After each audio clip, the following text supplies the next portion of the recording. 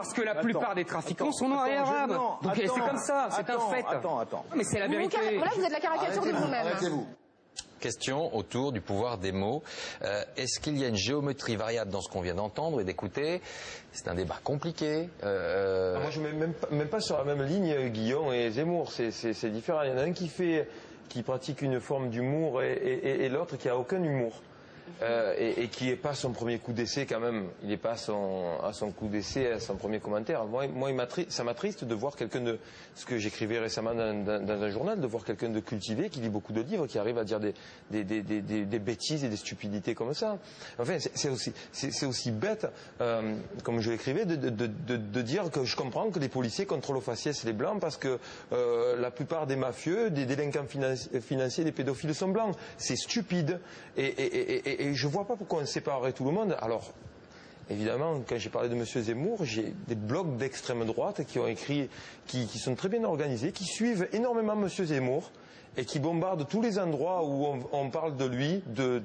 Si on contrôle les adresses IP, ils doivent être 15, mais ils bombardent les blogs des radios et des journaux. C'est effrayant. Mazarine Pinjot, votre avis, d'abord sur Éric Zemmour et puis également Stéphane Guillon.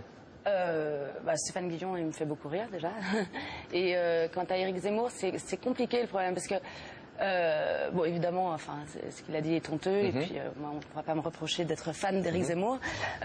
En revanche, par exemple, je trouve que le fait que le Figaro le lâche, je trouve que c'est d'une hypocrisie totale, quoi, parce qu'il l'emploie exactement pour ce qu'il est. Apparemment, normalement, il devrait rester au Figaro. Finalement, il le lâche pas, mais qu'il y ait eu toute cette polémique, enfin, je comprends pas, parce qu'on sait très bien qui c'est. Je veux dire, il les a pas trompés sur la marchandise, donc je trouve qu'il y a une forme de... Pardon, ni vous, ça veut dire? Ni France 2, je pense qu'il va être encore à l'antenne, on va encore le voir, nous dire qu'il y a des races différentes, qu'il y a des délinquants islamo-terroristes armés en banlieue. On va manger de ça, on va manger de ce genre de commentaires, de discussions sur la burqa que 200 femmes portent, de minarets vides, de tours vides. Enfin, je suis entièrement d'accord avec vous, mais on sait d'où vient cette parole, ça la discrédite.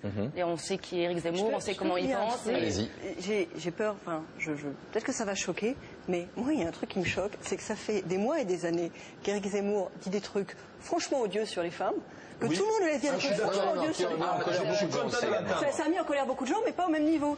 Non mais vous remarquez, alors, on peut dire des trucs sur les femmes qui vont quand même beaucoup plus loin. J'aimerais de temps en temps qu'on le fasse remarquer. Non mais sérieux. Oui, non mais c'est vrai. Vraiment. Mais enfin, c'est difficile de pas en rire tellement c'est ridicule. Moi, il me fait pas rire. Oui, sauf que la petite musique sur les femmes, ça rentre dans les oreilles. Enfin, il y a des gens qui finissent par trouver ça normal aussi parce qu'on réagit pas. Et juste un truc qui me chagrine, c'est que quand on charge un peu Éric Zemmour, on est automatiquement, on nous taxe d'anti-blanc, mais j'ai toujours été clair dans mes propos.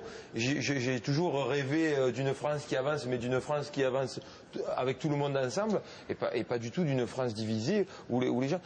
Il me fait penser à quelqu'un qui vient se faire voler son pain au chocolat à la sortie de l'école et qui a beaucoup de rancœur. Moi, je trouve ça triste d'être autant animé d'aigreur et de rancœur. Moi, c'est ça qui me choque. Une femme qui lui a volé son pain au chocolat. Une femme noire. C'est ça le fond du problème. Une femme noire l'a agressé quand il était petit. Et bon, on va clore ce débat parce qu'il n'est pas là pour se défendre non plus.